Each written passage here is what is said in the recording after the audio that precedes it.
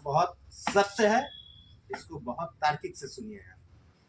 क्योंकि ये 200 रुपए जो आपने दिया है, ये 200 रुपए का वचन पत्र है, 200 रुपया नहीं है।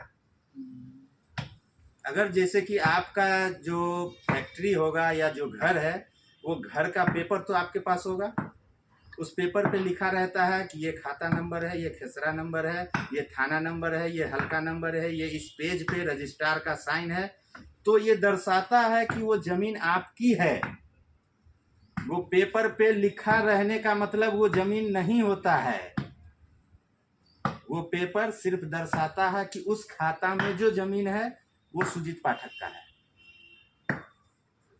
और जहां जमीन है उसका कहीं कुछ नहीं है। जो जमीन है वहां पे पेपर नहीं है, और जहां पेपर है वहां जमीन नहीं है।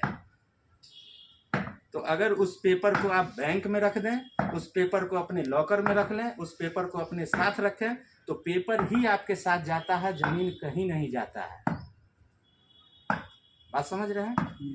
इसी तरीके से इस पे ये सिर्फ लिखा होना कि मैं धारक को 200 रुपए अदा करने का वचन देता हूं, तो ये सिर्फ हमारा एक वचन पत्र है, और इसका 200 रुपए रिजर्व बैंक ऑफ इंडिया, मतलब रिजर्व बैंक ने हमारा रिजर्व रखा हुआ है। ये बात से कंफर्म है? समझ रहे हैं? तो आप ये जानते हैं कि रुपए जो छपता है सोना रख के छपता है। ये बात कभी जानते हैं?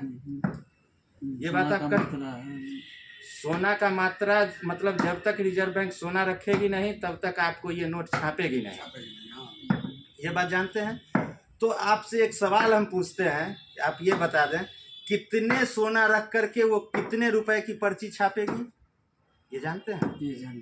ये नहीं है तो बता देते हैं। वो एक भरी, जिसको हम लोग 1 तोला कह दें, 1 भरी कह दें, जिसका वजन 11.664 ग्राम होता है, जब वो उतना सोना रखती है तो मात्र 15 रुपए की पर्ची छापती है।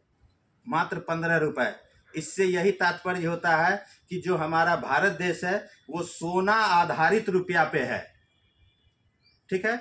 लेकिन आज का जो तंत्र हम लोगों को सिखा दिया कि रुपए आधारित सोना है, जिसके कारण हम आप 10 ग्राम का भी अभी 1.5 लाख रुपए से ऊपर हमको पे करना होता है। तो इस हिसाब से जब हम भरी का हिसाब लगाते हैं तो अप्रोक्सली थोड़ा सा कम ज़्यादा हम मोटा मोटी बता देते हैं कि 1,80,000 रुपए का जब आप सोना खरीदते हैं तो आप जहां अपना ये बैंक नोट 1,80,000 खर्च कर रहे हैं, वो हकीकत में रुपए के मामले में मात्र 15 रुपए है। ठीक है? तो ये जो बैंक से निकलता है, ये बैंक नोट निकलता है, रुपया नहीं निकलता है। और जो आज के डेट में उस हिसाब से 1 रुपए का वैल्यू है 12,781 रुपया है। तो इससे ये समझिए कि 12,70,000 रुपए अगर बैंक आपको लोन दी है तो वो सिर्फ और सिर्फ 100 रुपया लोन दी है। वो 12,70,000 रुपए का बैंक नोट दी है, लेकिन रुपए के मामले में आइएगा तो वो 100 रुपए ही दी है। आप उसका एग्रीमेंट निकलवा लीजिए, या आप उससे जाकर के लिखित में पूछ लीजिए कि ये जो आपने बैंक नोट दिया है क्या ये रुपया है? इतना तो पूछ सकते हैं।